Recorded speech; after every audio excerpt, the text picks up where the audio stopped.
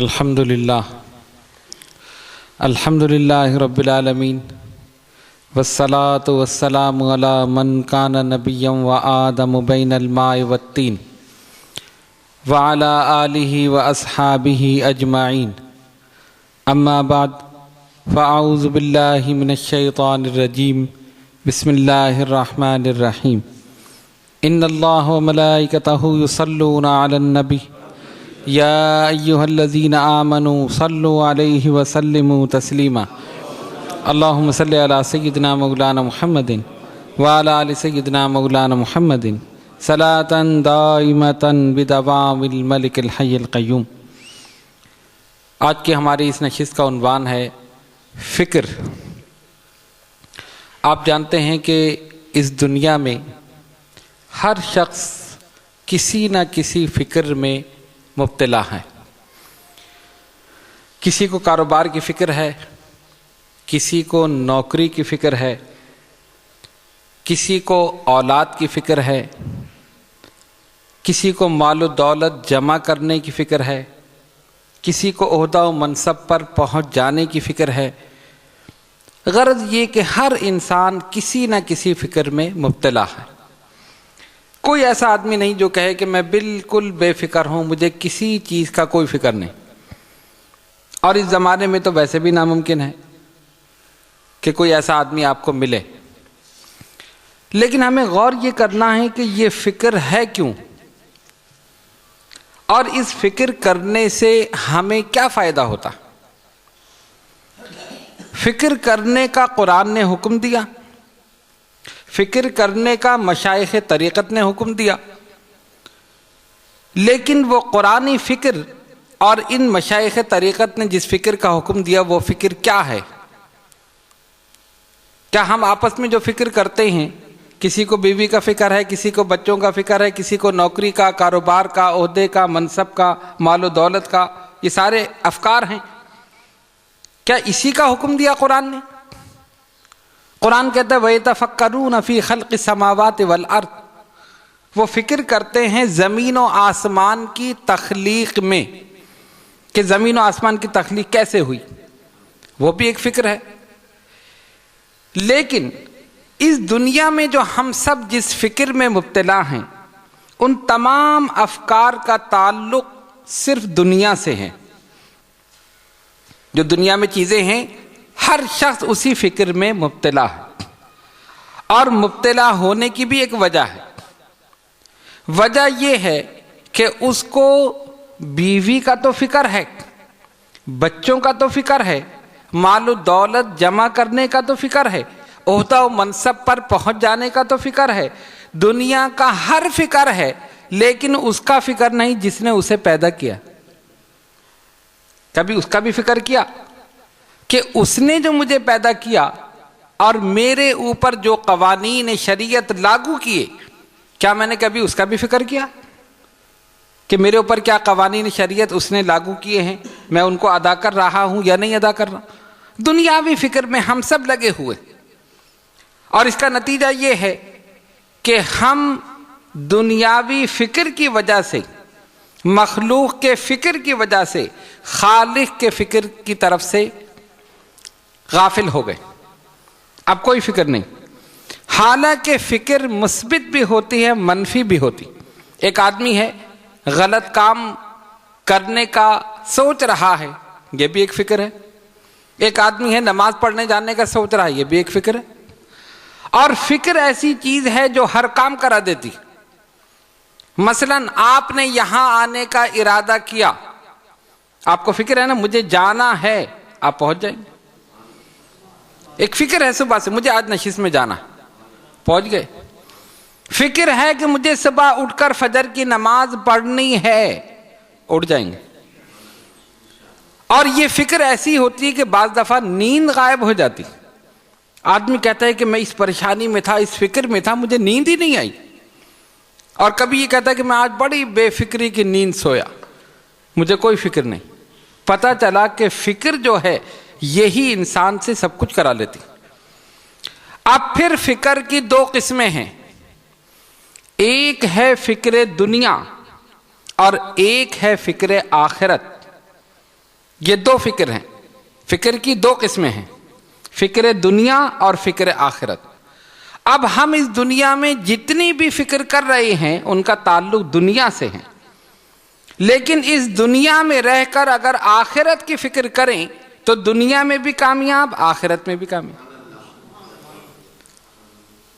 اگر دنیا میں رہ کر صرف دنیا کی فکر ہو، آخرت کی فکر نہیں، تو پھر انسان جو چاہے کرتا پھرے. اب آپ دیکھتے ہیں کہ جو لوگ غلط کام کر رہے ہیں، لوٹ مار کر رہے ہیں، قتل عام کر رہے ہیں، ان کو آخرت کی فکر ہے؟ نہیں. اگر آخرت کی فکر ہوتی تو اس دنیا میں ایسا کام نہیں کرتے. مجھے جواب دینا ہے، مجھے اللہ کے حضور حاضر ہونا ہے.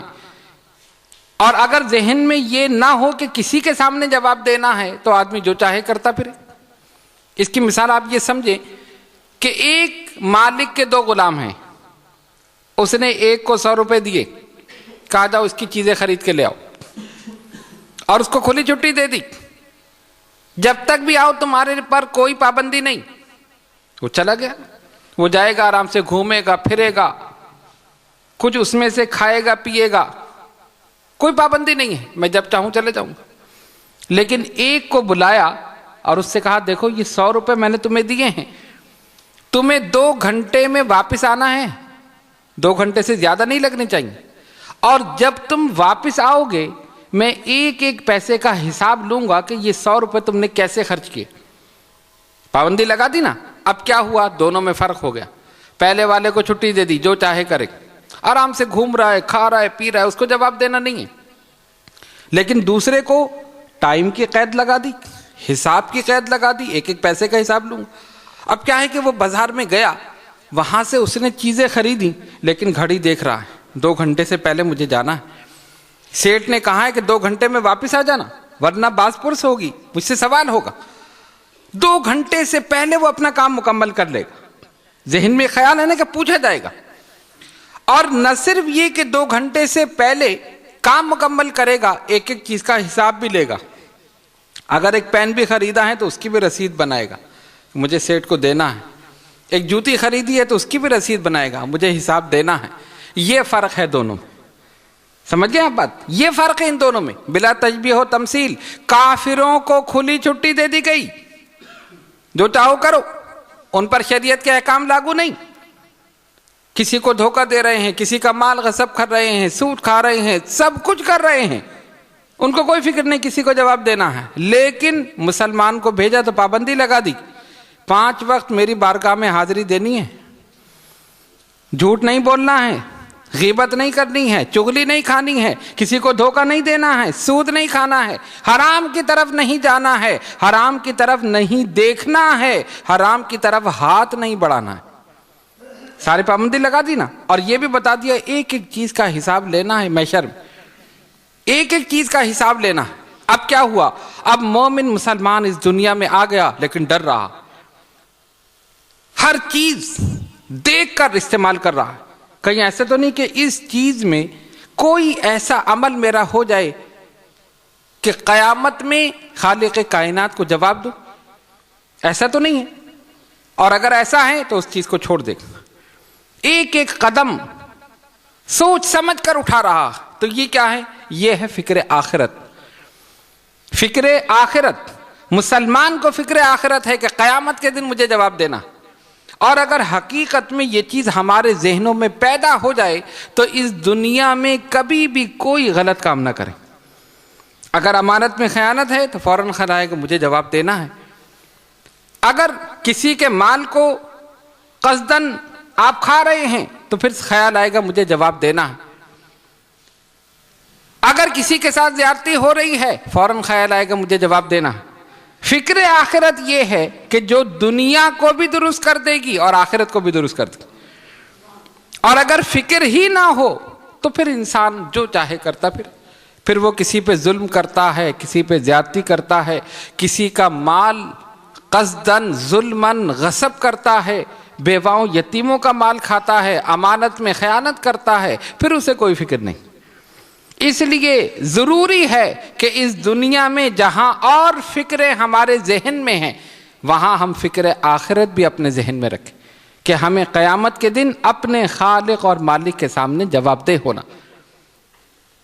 اگر یہ فکر پیدا ہو جائے تو آپ سمجھ لیں کہ آپ کی دنیا بالکل سنور جائے گی، اور وہ اس طرح سنورے گی کہ جب آپ وہاں پہنچیں گے، اس دنیا میں جب آپ کوئی کام کریں گے فوراً خیال آئے گا مجھے اس کا جواب دہ ہونا، تو فوراً اس کام کو درست کر لیں کہ یہ کام میرا شریعت کے مطابق ہو، شریعت کے خلاف نہ ہو.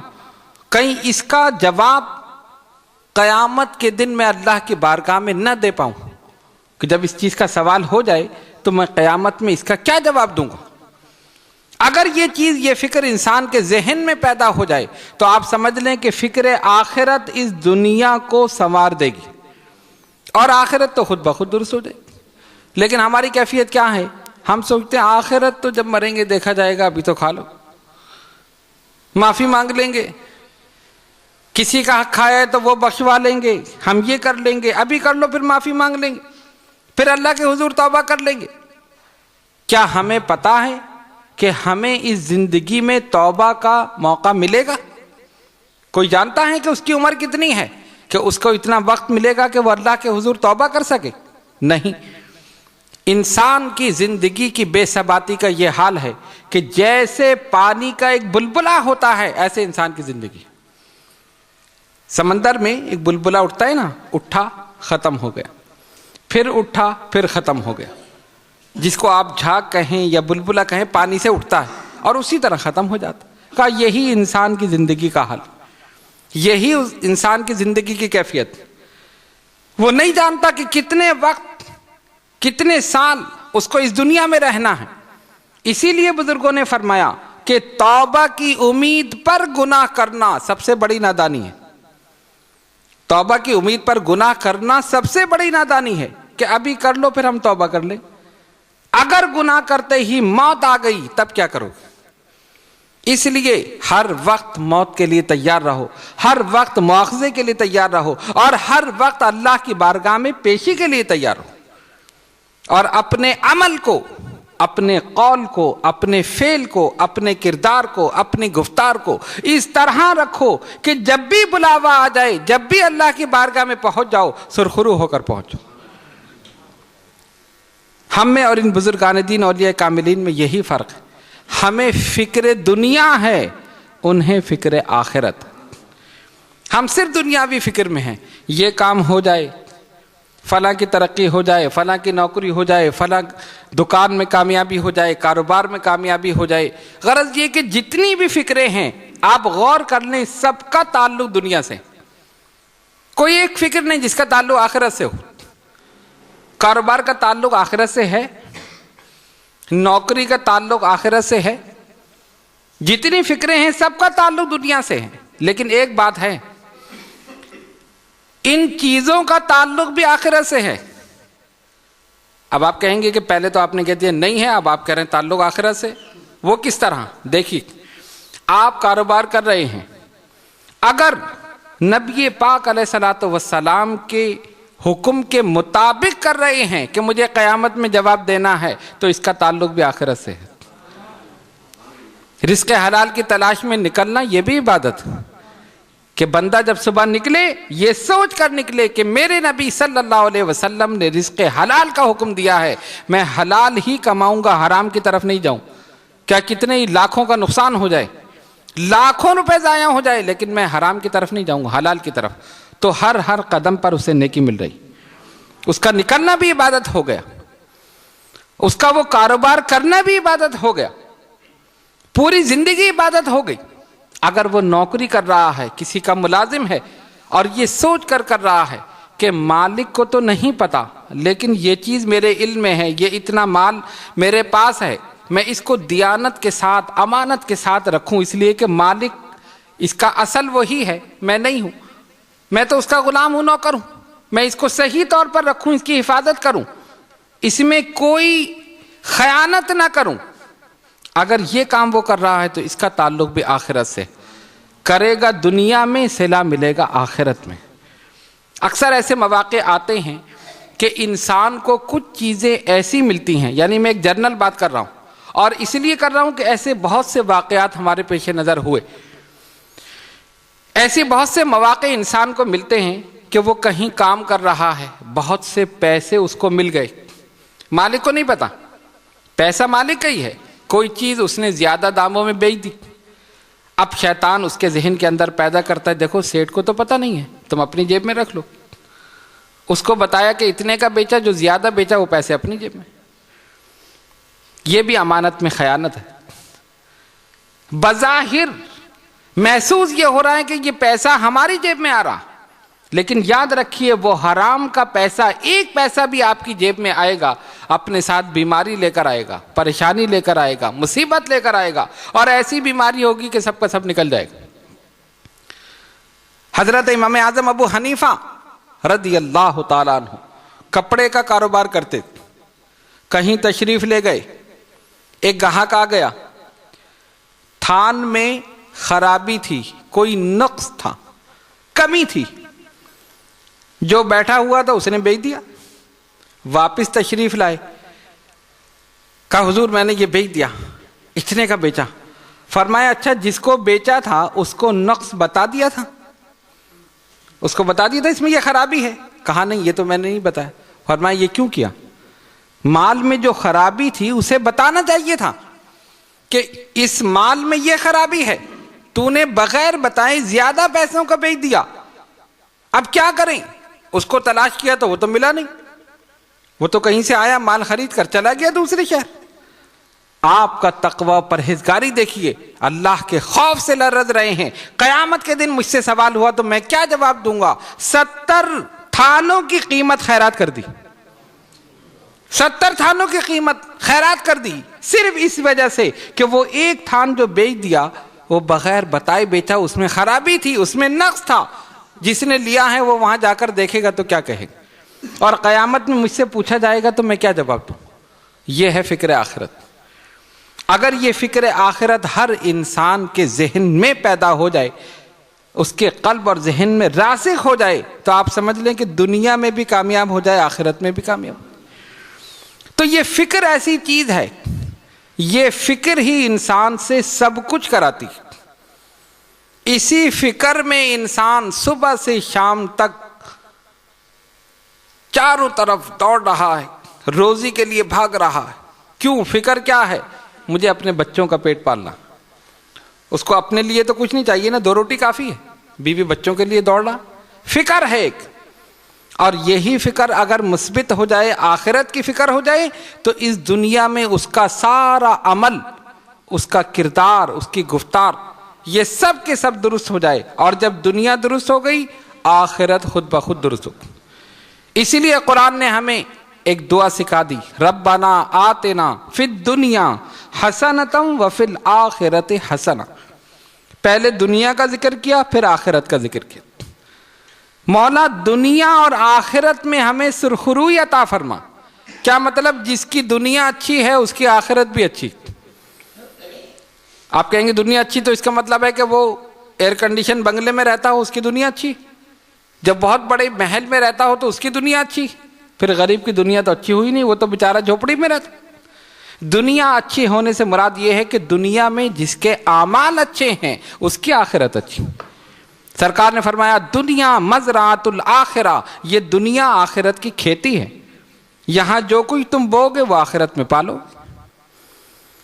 زمین میں جو کچھ بویا جاتا ہے، جس کا بیج ڈالا جاتا ہے، وہی فصل نکلتی۔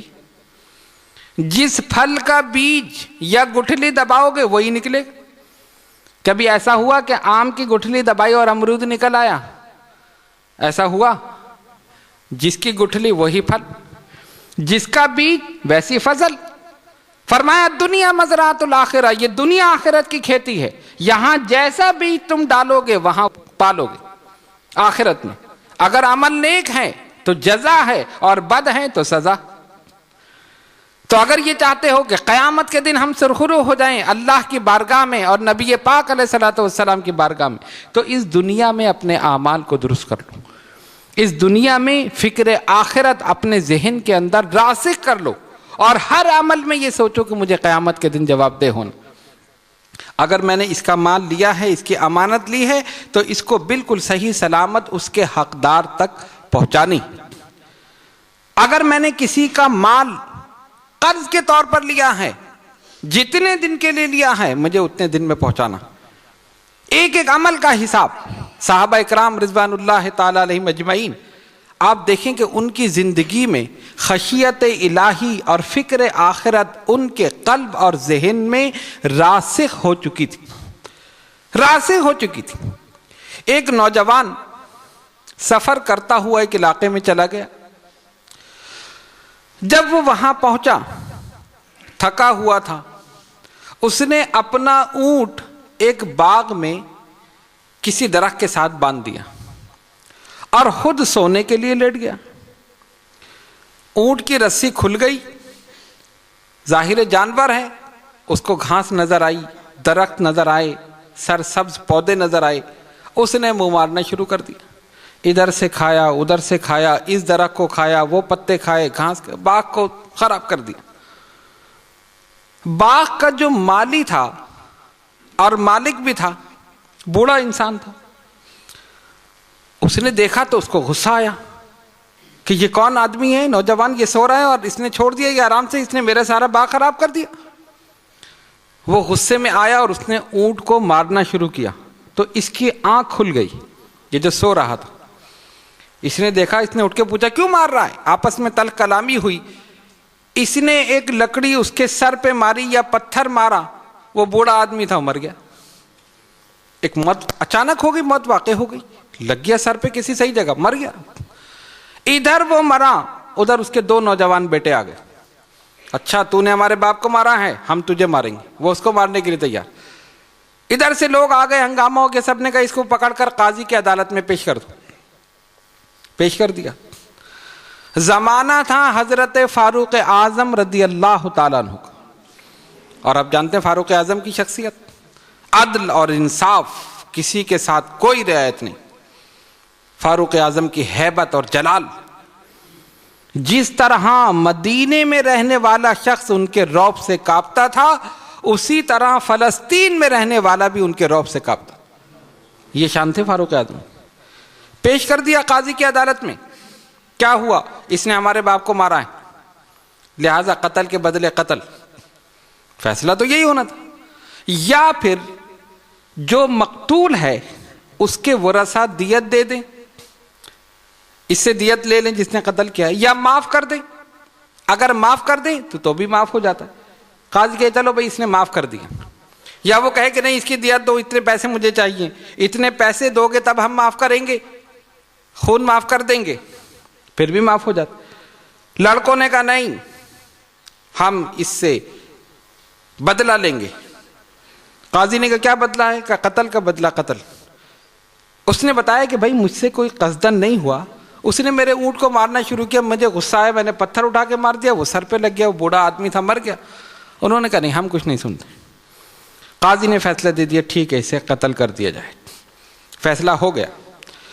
اب دیکھیے اس نوجوان کی کیفیت اور نوجوانی میں خشیت الہی جو اس کے قلب میں راسخ ہو چکی، اور فکر آخرت جو اس کے دل میں تھی۔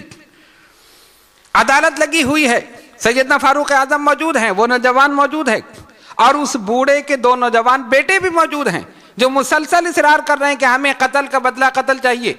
قاضی نے فیصلہ دے دیا قتل کر دیا جائے۔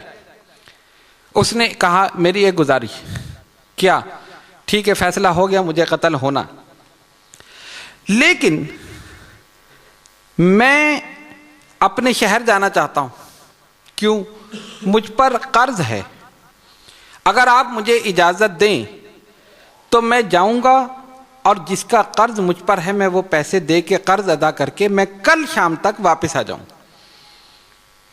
جب میں واپس آ جاؤں تو مجھے قتل کر دیجیے۔ انہوں نے کہا اچھا واپس آ جاؤ گے، کہہ رہے ہاں۔ اب مرنے کے لیے کون واپس آتا ہے، جس کو سزائے موت ہو چکی ہے وہ واپس آئے گا مرنے کے لیے؟ قاضی نے کہا نہیں ہم نہیں مانتے، ہم اس صورت میں مانیں گے کہ اس بھرے مجمع میں کوئی ایک آدمی تمہاری ضمانت لے لے، تمہاری ضمانت لے لے کہ میں ضامن ہوں یہ کل تک واپس آ جائے گا، تو پھر ہم تمہیں چھوڑ دیتے۔ انہوں نے کہا ٹھیک ہے۔ اب وہ تھا مسافر، جیسے اگر اس شہر سے کوئی دوسرے شہر میں چلا جائے اور وہاں اس سے کوئی قتل ہو جائے تو کوئی جاننے والا نہیں، اپنا علاقہ ہو تو کوئی نہ کوئی مل جائے گا نا، ضمانت دے دے گا۔ جو کچھ جانتا ہی نہیں، ان نون آدمی کی ضمانت کون دے؟ جب قاضی نے یہ کہا کہ اس بھرے مجمع میں، اس عدالت میں جتنے مسلمان موجود ہیں، ان میں سے اگر کوئی تمہاری ذمہ داری لے لے کہ تم کل شام تک وہ قرضہ ادا کر کے واپس آ جاؤ گے تو ہم تمہیں چھوڑ دیتے، اور اگر نہیں لیتا تو ابھی قتل کر دیں گے۔ اس نے بڑی حسرت بھری نگاہوں سے پورے مجمع کو دیکھا، لیکن کوئی نظر نہیں آیا، کوئی جان پہچان کا نہیں تھا۔ یہ تو کہیں اور سے سفر کرتا ہوا آ رہا تھا، اتفاقاً حادثہ ہو گیا، پھنس گیا وہ۔ اس نے ایک نظر پورے مجمع پر ڈالی، جب حسرت بھری نگاہوں سے دیکھ رہا تھا، اچانک ایک آواز بلند ہوئی، میں اس کی ضمانت لیتا ہوں کہ یہ کل تک آ جائے گا۔ سب نے اس طرف دیکھا، کون ہے یہ؟ اب جو دیکھا تو دیکھ کر حیران رہ گئے کہ نبی پاک علیہ الصلوۃ والسلام کے جلیل القدر صحابی حضرت ابو ذر غفاری رضی اللہ تعالیٰ کا میں گواہی دیتا ہوں، میں ضمانت لے رہا ہوں۔ ضمانت؟ ارے یہ تو معمولی بات نہیں ہے۔ فاروق اعظم نے کہا کیا کر رہے ہو؟ اگر یہ نہیں آیا تو تمہیں اس کی جگہ قتل ہونا پڑے گا۔ کہا میں تیار ہوں۔ اتنی بڑی ضمانت لے لی، چھوڑ دیجئے اس کو، یہ آ جائے گا کل تک۔ چھوڑ دیا، چلا گیا وہ گھوڑے پہ بیٹھ کے۔ لوگوں نے سوچا کہ ارے انہوں نے تو بڑی غلطی کی، ایک آدمی جس کو جانتے نہیں، صرف اتنا جانتے ہیں کہ مسلمان ہے، اتنی بڑی ضمانت لے لی۔ فاروق اعظم نے کہا اگر وہ نہیں آیا تب تم نے ضمانت لی ہے، اور فیصلہ یہی ہوگا، جو ضمانت دیتا ہے وہ سزا بھگتے گا، اور سزا کیا ہے؟ قتل۔ مجھے منظور۔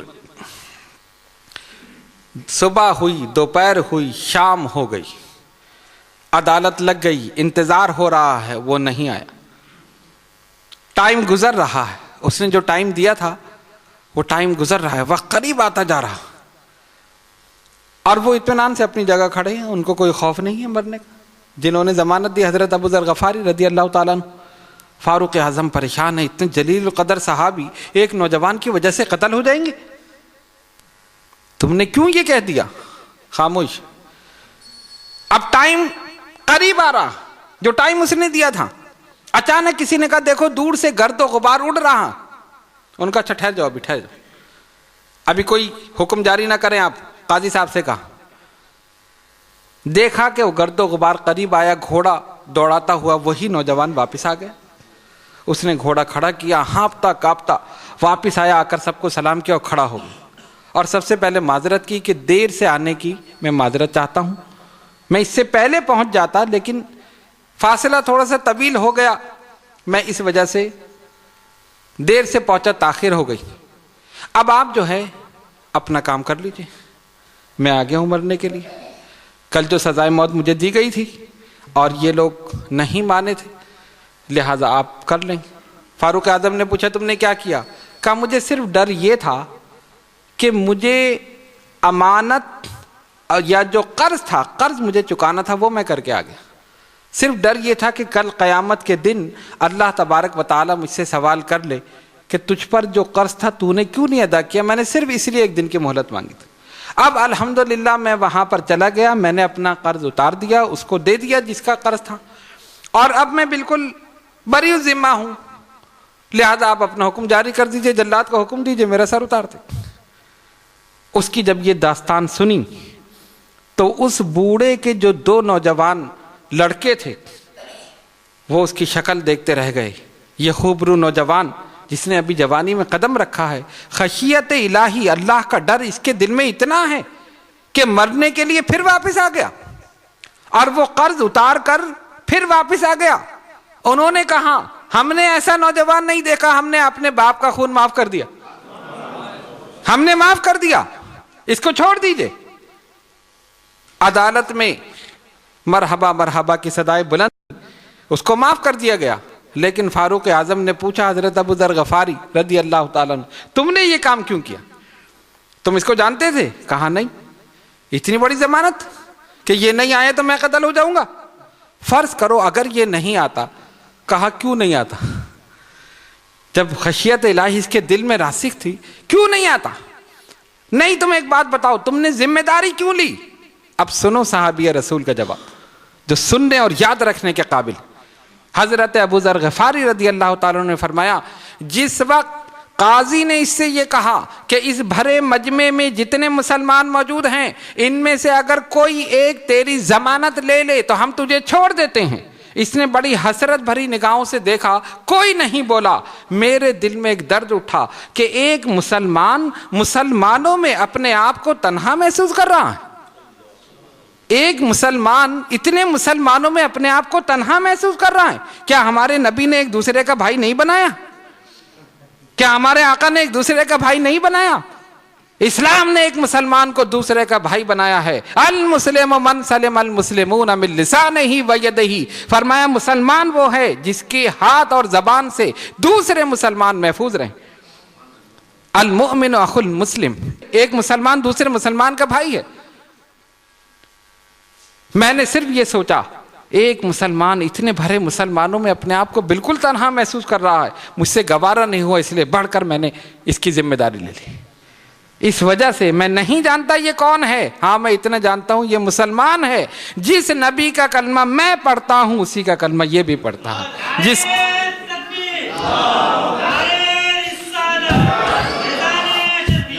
جس کا میں غلام ہوں اس کا یہ بھی غلام ہے، جس کا میں غلام ہوں اس کا یہ بھی غلام ہے۔ اس وجہ سے میں نے اتنی بڑی ذمہ داری لے لی اور میں نے اس کی ضمانت لے لی۔ یہ ہے صحابہ کا ایثار، یہ ہے صحابہ کی قربانی، یہ ہے صحابہ کی آپس میں محبت۔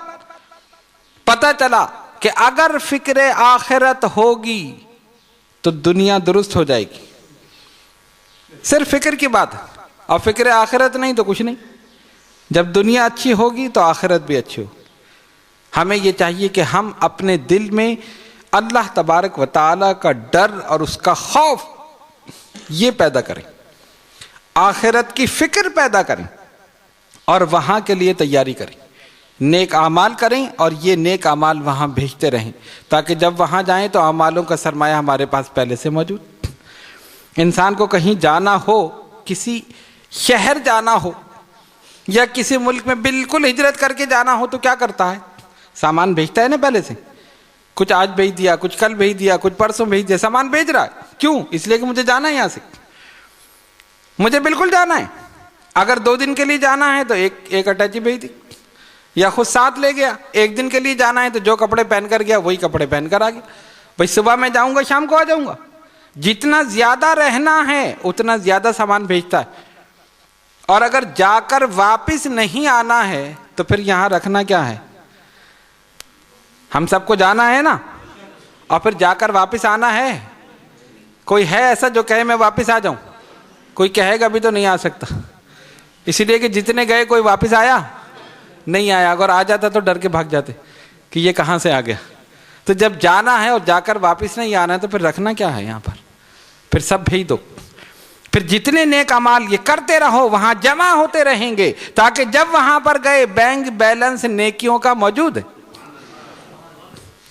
غوث اعظم جیلانی نے یہی کیا، مجدد الفسانی نے یہی کیا، سلطان الہند غریب نواز نے یہی کیا، قطب الدین بختیار کاکی نے یہی کیا، بابا فرید، محبوب الہی، محبوب سبحانی، محبوب ربانی، مخدوم سمنانی، سب یہی کرتے رہے، اس لیے کہ انہوں نے اس فلسفے کو سمجھ لیا کہ یہ دنیا عارضی ہے، فانی ہے، ختم ہونے والی ہے، ہمیں سب کو آخرت میں جانا ہے اور ہمیشہ وہیں رہنا ہے۔ نیک عمل کرتے رہے، بیچتے رہے، کرتے رہے، بیچتے رہے، جب وہاں پہنچے اعمالوں کا سرمایہ موجود، یہاں بھی آرام سے وہاں بھی آرام سے، ان کو کوئی فکر نہیں ہے۔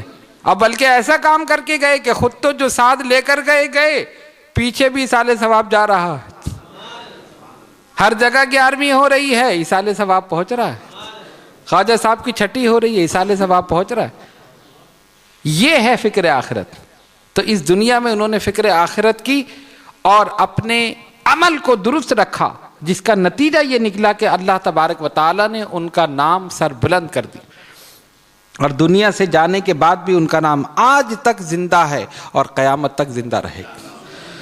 تو اگر ہم یہ چاہتے ہیں کہ ہمیں جہاں پر جانا ہے اور جا کر واپس نہیں آنا ہے، ہمیشہ رہنا ہے، وہاں کے لیے کچھ کر لیں، تو اسی دنیا میں نیک کام کیجئے، لوگوں کے ساتھ بھلائی کیجئے، آپس میں خلوص اور محبت کے ساتھ رہیے، اپنے اہل و عیال کے ساتھ، اپنے عزیز و قارب کے ساتھ، اپنے دوستوں کے ساتھ، اپنے والدین کے ساتھ، اپنے بچوں کے ساتھ، سب کے ساتھ خلوص اور محبت کے ساتھ رہیے، پھر دیکھیے اللہ کی رحمت کیسے نازل ہوتی ہے۔ سرکار کی حدیث شریف جس کا مفہوم یہ ہے کہ جو اپنے اہل و عیال، عزیز اور اقارب سے محبت کے ساتھ پیش آتا ہے، اللہ تعالیٰ اس کی عمر میں برکت عطا فرما دے۔ یہ اللہ رب العالمین کا کرم ہے۔ لیکن ہم تو ایک دوسرے کو لڑتے ہیں، ایک دوسرے کی برائی کرتے ہیں، ایک دوسرے کا گریبان کھینچتے ہیں، اس کا مال غصب کرتے ہیں، اس لیے کہ فکر آخرت نہیں ہے۔ یہ نہیں سوچا کہ کل ہمیں قیامت کے دن جواب دہ ہونا۔ صرف اتنی سی مثال آپ سمجھ لیں کہ اگر ہمارا کوئی محکوم ہو جس کے ہم حاکم ہو، ہمارا کوئی ملازم ہو اور وہ ہمیں جواب دے دے تو ہم برداشت کریں گے؟ اس کی حکم عدولی برداشت نہیں کرتے۔ ہم حاکم ہیں، یہ محکوم ہے، ہم مالک ہیں، یہ مملوک ہے، یہ ہمارا خادم ہے، یہ کیسے ہمیں جواب دے رہا ہے؟ اس کی تنخواہ روک لو، اس کو نکال دو۔ برداشت نہیں کرتے۔ لیکن کبھی سوچا کہ تمہارا بھی کوئی مالک ہے؟ تمہیں جس نے مالک بنایا ہے تمہارا بھی تو کوئی مالک ہے۔ جس طرح تم اپنے مملوک کے ساتھ سلوک کرتے ہو، اگر وہ خالق و مالک تمہارے ساتھ کرے تب کیا ہوگا؟ وہ بھی تو کر سکتا ہے نا، اس کی شان ہے، لیکن اس کا کرم ہے اور صدقہ ہے جناب محمد الرسول اللہ صلی اللہ علیہ وسلم کا کہ وہ اپنا غضب نہیں دکھاتا، رحمتیں ہی برساتا۔ یہ اس کا کرم ہے، ورنہ ہم میں سے کوئی قابل نہیں ہے کہ ہم اس کی رحمت کے مستحق ہوں۔ سب نبی پاک علیہ الصلوۃ والسلام کا صدقہ، سرکار کا کرم ہے، ان کی مہربانی۔ اس لیے یہی سوچنا چاہیے کہ جو ہمارے ماتحت ہیں ہم ان کے ساتھ بہتر سلوک کریں، اس لیے کہ خالق کائنات دیکھ رہا ہے، وہ تمہارے ساتھ بہتر سلوک کرے۔ اور اگر اس کی رحمت رک گئی، اس کا غضب، اس کا جلال آ گیا، پھر کوئی ٹھکانہ نہیں ہو۔ جس کو وہاں سے رہائی مل جائے اس کو کوئی قید نہیں کر سکتا، اور جو وہاں سے قید ہو جائے اس کو کوئی رہا نہیں کر سکتا۔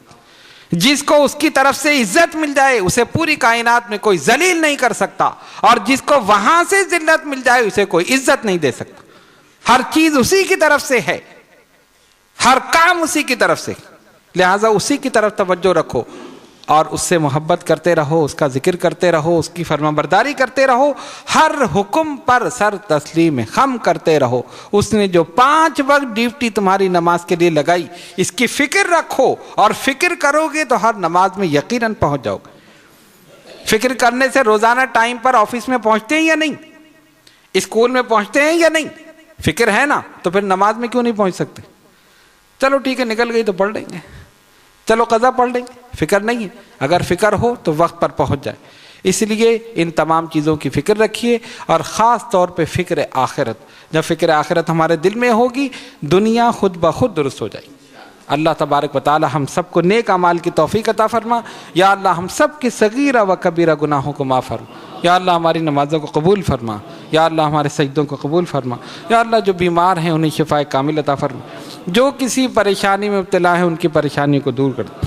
جو قرض دار ہیں انہیں بار قرضے سے دوشی فرما۔ جو بے اولاد ہیں انہیں نیک اولاد عطا فرما۔ جو صاحب اولاد ہیں ان کے اولاد کو ان کا فرما بردار بنا۔ یا اللہ ہم تمام مسلمانوں کو نیک اعمال کی توفیق عطا فرما۔ اے الہ العالمین، یہ تمام حضرات اور خواتین جو دور دراز مقامات سے اس نشست میں شرکت کرنے کے لیے حاضر ہوئے، مولا ان سب کی حاضری کو قبول فرما۔ ان سب پر اپنی رحمتیں برکتیں نازل فرما۔ ان کے علم میں، عمل میں، عمر میں برکت عطا فرما۔ ان سب کے روزگار میں ترقی عطا فرما۔ ان سب کی ظاہری، باطنی، روحانی، جسمانی بیماریوں کو، پریشانیوں کو ہمیشہ ہمیشہ کے لیے دور فرما۔ ان اللہ و ملائکتہ یصلون علی النبی یا ایھا الذین آمنوا صلوا علیہ وسلموا تسلیما۔ اللہم صل علی سیدنا مولانا محمد وعلی آل سیدنا مولانا محمد صلاۃ دائمۃ بدوام الملک الحی القیوم۔ سبحان ربک رب العزۃ عما یصفون وسلام علی المرسلین والحمد للہ رب العالمین۔